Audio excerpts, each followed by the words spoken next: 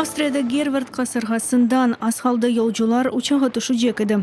Боинг 737. Алманияның Штутгарт шерінден келді. Энгенде бір яғындан күчлі ел есейді. Топырға бір хач метр қалғанда учақ кескін суретте саға егілді.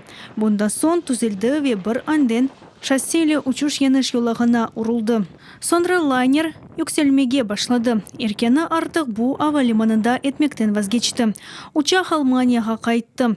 Merkezi Avrupa'da Kuturhan Gervar kasırgası neticesinde endi 7 insan ilak oldu. İkisi Polonya'da bozgun ava kurbanı, da ikisi Çekya'da ve uçu Almanya'da kurban oldu.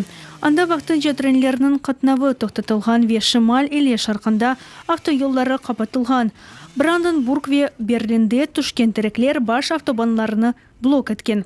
Рузгар бигбордларыны йықа. Берлин акимияты февколеде вазиетны илан етті. Сәкенлерге евлерінден чықмамаға рижа етелер.